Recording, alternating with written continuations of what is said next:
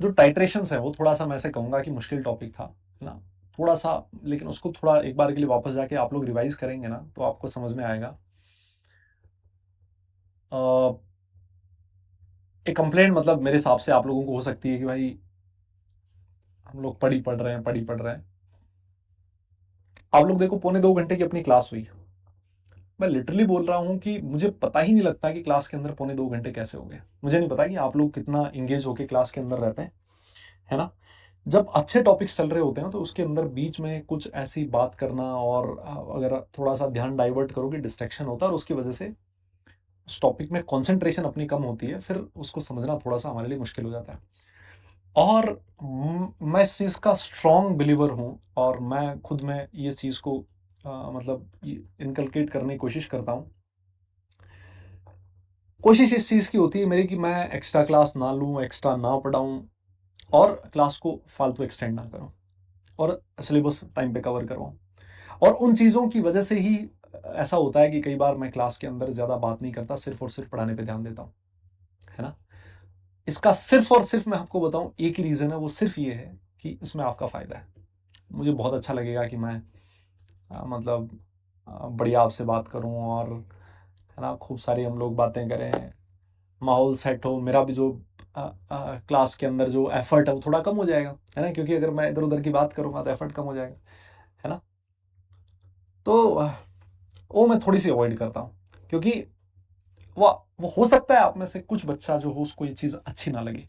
लेकिन मैं आपको बताऊं, जिसको अच्छी नहीं लगेगी ना वो मेरी क्लास में टिकता भी नहीं है बहुत ज़्यादा लंबा, है ना। वो थोड़े दिनों बाद में ही, 2-4 क्लास के बाद ही भाग जाता है।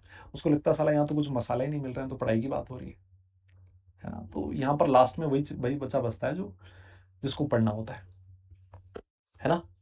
तो आई गेस ये जो भी चीज़ होती है वो आप लोगों के फायदे के लिए हो रही है ना। आप लोग पता नहीं अप्रिशिएट कितने लोग करेंगे, लेकिन मतलब मेरा जो मोटिव है इसके पीछे वो सिर्फ और सिर्फ यही होता है ना। और कैसे निकल जाता है ना ऐसे 1.25 घंटे, मैं तो आपको बताऊं, मुझे तो कम से कम पता भी नहीं लगता एकदम, मुझे लगता है साला मैं।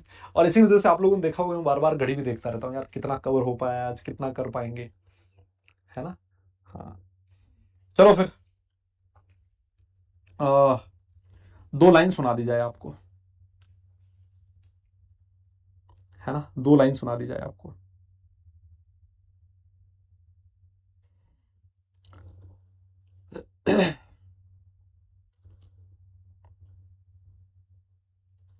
सुना दी जाए 2 लाइन।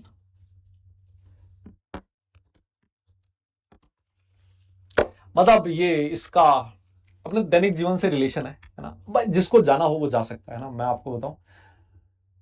हाँ, आप में से जिसको जाना हो, जैसे मेरी क्लास खत्म होती है ना उसके बाद तो मैं फालतू की बकवास करता रहता हूँ, है ना। तो जिसको जाना हो वो जा सकता है ना, तो ये ना कहे कि हमें रोक के रखा है ना। हाँ, तो आप लोग जा सकते हो, जिसको रुकना है वो रुक सकता है।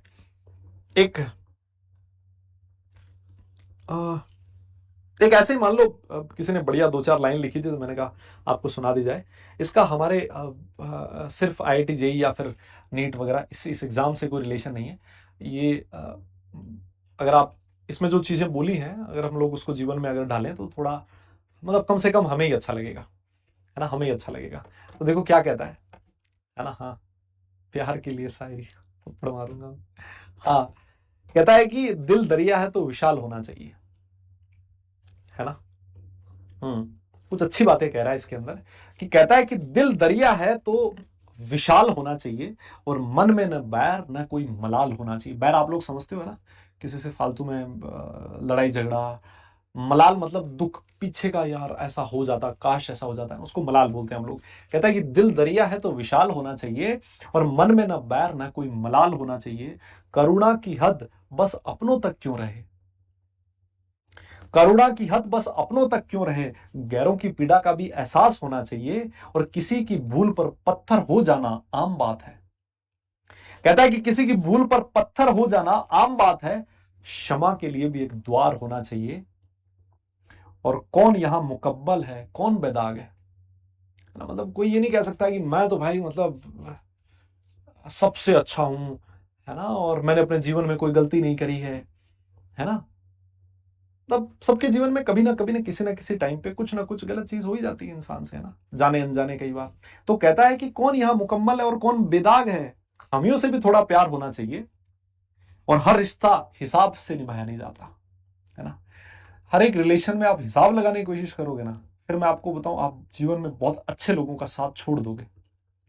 यस, कई बार ऐसा होता है कि आपको बहुत सारी चीजों का रिलेशंस के अंदर कॉम्प्रोमाइज करना पड़ता है, हिसाब वाली बात नहीं रहती। ऐसा नहीं होता कि उसने दिया तो मैं भी, गिव एंड टेक नहीं होता रिलेशंस में, है ना।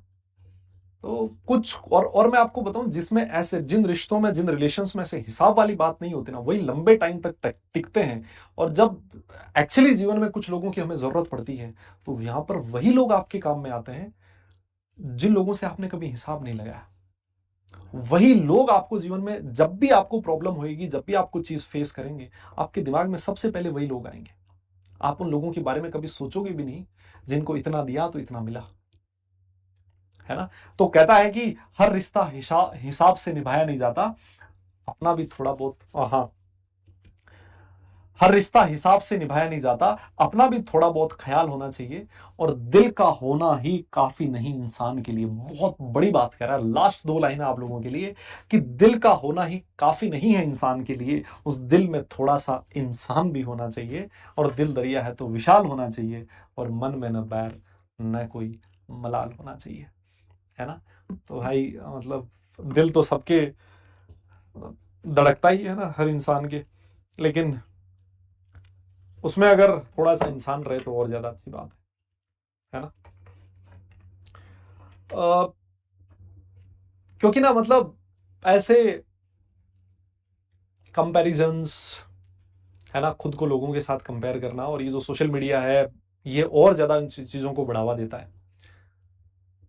कंपैरिजन, किसी से बैर रखना, लड़ाई झगड़ा,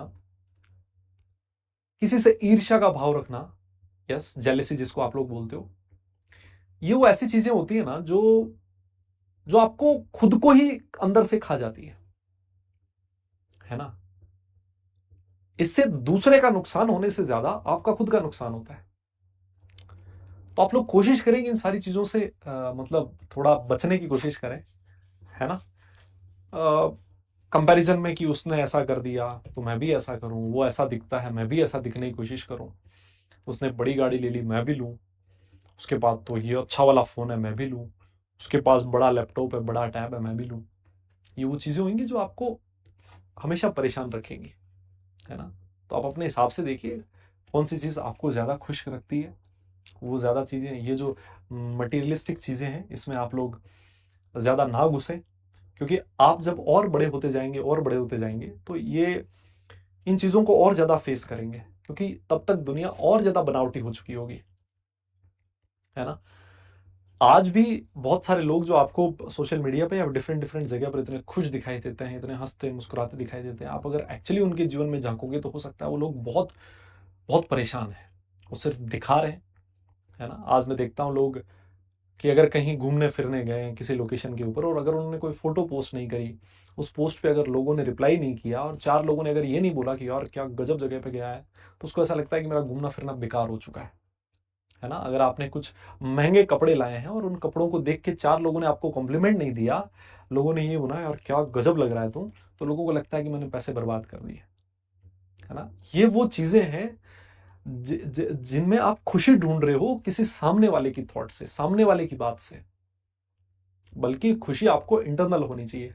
आप ये सारी चीजें बाहर ना ढूंढें कि ना कि उस वो अगर मुझे कॉम्प्लीमेंट करेगा तभी मैं खुश होऊंगा। यस,